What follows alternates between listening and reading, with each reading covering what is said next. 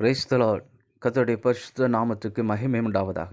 மத்தேயு 5ஆம் அதிகாரம் 16ஆம் வசனத்தில், இவ்விதமாய் மனுஷர் உங்கள் நற்கிரியைகளை கண்டு பரலோகத்தில் இருக்கிற உங்கள் பிதாவை மகிமைப்படுத்தும்படி உங்கள் வெளிச்சம் அவர்கள் முன்பாக பிரகாசிக்க கடவது என்றார் இயேசு கிறிஸ்து.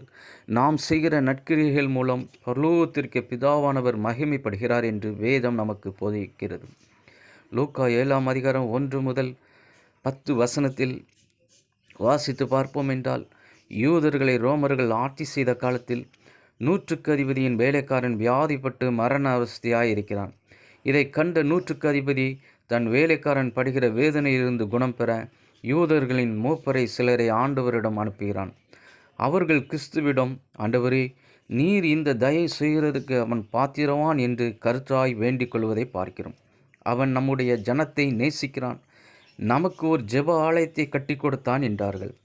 அவனுடைய நல்ல செயல்களை அறிந்த தேவன் அவர்களுடனே செல்கிறார்.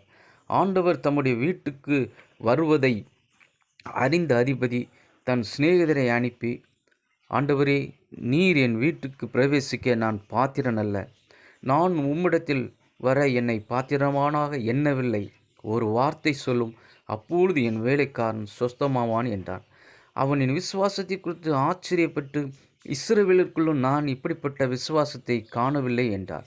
100க்கு அதிபதி செய்த நற்கிரியை நிமித்தம் அவன் வேலைக்காரன் சுகம் பெற்றான். அவன் அதிகாரத்திற்கு உட்பட்டவனாயிருந்தும் தன்னை தாழ்த்தினான். ஈகை குணம் அவனிடத்தில் இருந்தது. தன்னை போல் பிறனையும் நேசிக்கிற குணம் அவனிடம் இருந்தது. அவன் புறமஸ்தனாய் இருந்தபோதும் ஆண்டவராகிய இயேசு கிறிஸ்து மேல் விசுவாசமுள்ளவனாயிருந்தான். அவனுடைய விசுவாசமே வேலைக்காரன் குணமடைந்தான். உங்கள் நற்கிரியைகளை கண்டு பரலோகத்திற்கு பிதா மகிமைப்படும்படி உங்கள் வெளிச்சம் அவர்கள் முன்பாக பிரகாசிக்க கடவுது. நம்முடைய விசுவாசமே உலகத்தை ஜெயிக்கிற ஜெயமாயிருக்கிறது.